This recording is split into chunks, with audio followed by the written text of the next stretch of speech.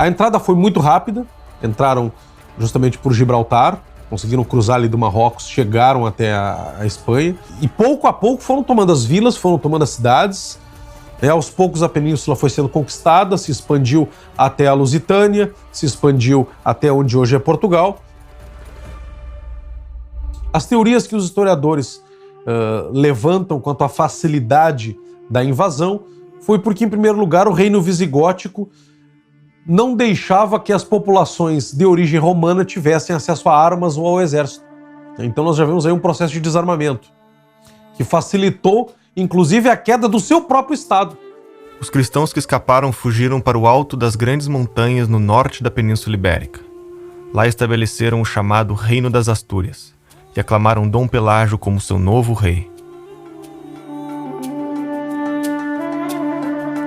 Nessas Astúrias, então, se tornou um foco de resistência cristã. As Astúrias nunca conseguiram ser conquistadas e de lá o Dom Pelágio organizou a resistência ao invasor muçulmano. Os muçulmanos continuaram a conquista para o leste da Europa, até se depararem com um reino franco. Uma tropa de 50.000 soldados mouros cruzou a fronteira para atacá-los. Era a prenúncia do fim do Ocidente. Carlos Martel, comandante do exército franco, sabia ter nas mãos a história de uma civilização para defender, e praticamente nenhum soldado. Convenceu a igreja a financiar o treinamento de cavaleiros, estudou as formações dos antigos gregos para resistir pela disciplina e a aceitação de morrer pela causa. Passou um ano inteiro treinando bárbaros que nunca tinham sido soldados, para enfrentar um exército maior e mais poderoso. No dia 10 de outubro de 732, milhares de soldados estavam na linha de frente de uma guerra santa. Foi na Batalha de Poitiers que Carlos Martel fez lembrar os antigos espartanos, na sua resistência e coragem, saindo vitorioso. Para a maior parte dos historiadores, essa era a última chance de resistência do Ocidente.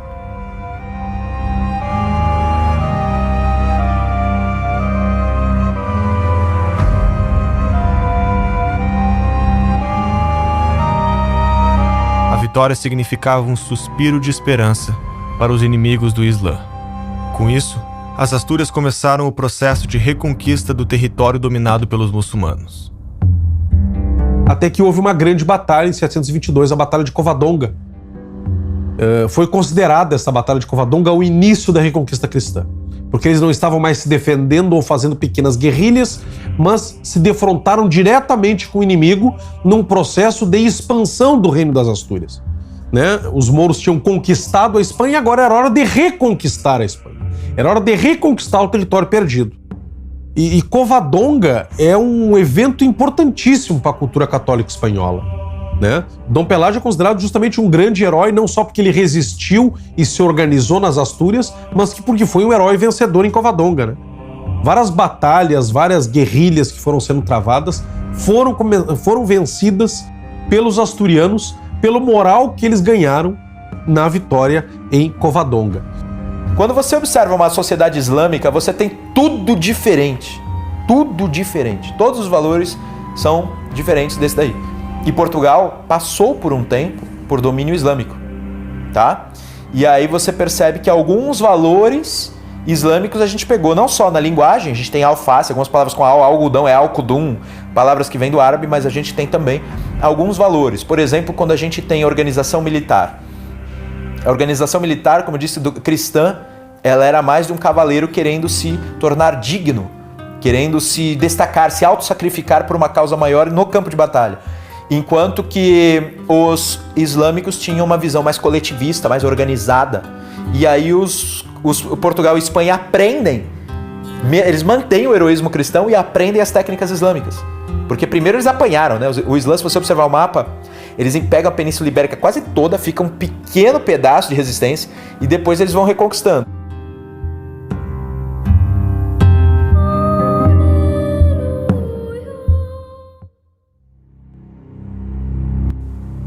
Passavam-se 4 séculos desde que os muçulmanos tinham tomado a cidade de Jerusalém, impedindo a peregrinação cristã de visitar o túmulo de Cristo. A vida ocidental nessa época parecia derrotada e sem esperanças. Em cada volta que dá à terra, a fé deixa de existir. O temor ao Senhor não mais prevalece entre os homens. A justiça desapareceu do mundo e a violência toma conta das nações. A mentira, a traição e a perfídia pairam sobre nós. A virtude não existe mais e hoje é algo sem valor. O mal reina em seu lugar. Se voltássemos no tempo, até o século XI, seria difícil acreditar em nossos olhos. A Europa parecia uma região amaldiçoada. Os governos centrais não eram organizados e as monarquias ainda engatinhavam repletas de grandes castelos que roubavam e guerreavam entre si. Uma terra devastada e sem leis. Em uma decisão sem precedentes, o Papa promete um lugar no céu para as almas daqueles que aceitarem marcharem até Jerusalém e retomar a Terra Santa.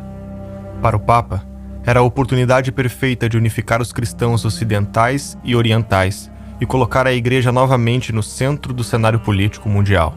Se não era possível viver em paz na Europa, seu povo decidiu buscar uma vida melhor, neste mundo ou no próximo. Estava inaugurada a Era das Cruzadas.